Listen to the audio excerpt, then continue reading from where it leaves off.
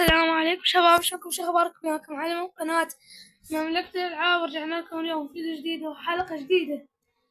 فيديونا اليوم هو فيديو العودة ما بعد السحبة الطويلة اللي صارت. طبعا هذا الفيديو ما راح يكون مثلا طويل، لا راح يكون قصير 3 دقائق دقيقتين، ما أعرف ليش الصراحة. فأنا راح نصيه لأن قررت إني أجرب هذا البرنامج الجديد مالت التصوير اللي هو هذا، لأن ذاك البرنامج القديم غيرته، لأن بأغلب الأحيان ينص صوتي وأنتم شاهدتوها بالفيديوهات الماضية، يعني حتى إذا قرب التليفون ماكو نفس الشي. فقررت إني أبدله وطلعت بدلته. فالمهم إن شاء الله يا إخوان أنا راجع، وإن شاء الله رجعتنا راح تكون قوية، يعني أقوى من السابق. التفاعل مالتنا أتمنى إنه التفاعل يعني يزيد. والله خص أدري إن تشوف فجأة بنص هذا طلعت لك، ولكن بس أنت شوف لي، بس شوف لي عدد المشتركين. ولك ليش 4؟ بشوف الإحصائيات وشوف العدد المشتركين اشترك، لأن التفاعل صراحة نازل على المقاطع الأخرى، يعني تحتاج لها كم يوم أو كم أشهر حتى يعني شوية على مود حتى يعني شوية تبدأ بالاشتهار.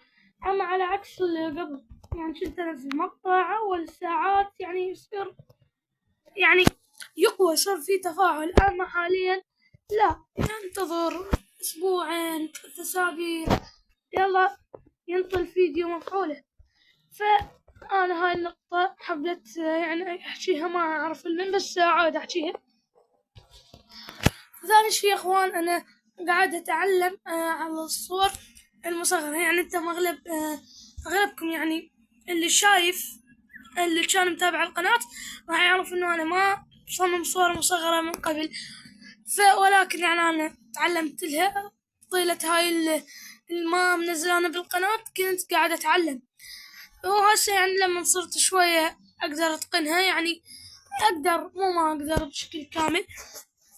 فالمهم الجدول القناة يا إخوان راح يكون كل 3 مقاطع، كل 3 أيام 4 أيام مقطع، لأن أنا يا إخوان مسوي جدول. أتمنى إنه هذا الجدول أغيره، وهو إني أنزل مقطع وأنتظر 5 أيام 6 أيام حتى أشوفه، ولكن هذا الإشي طلع ما يفيد. فقررت إني أغيره كل 3 أيام أو 4 أيام، هو أدخل فرد نبو وأشوف إحصائيات شو اسمه الفيديو اللي منزله أنا، يا ألقاه ضارب وأفرح، يا ألقاهم لا يعني تفاعله ناصي وأطور من محتواي.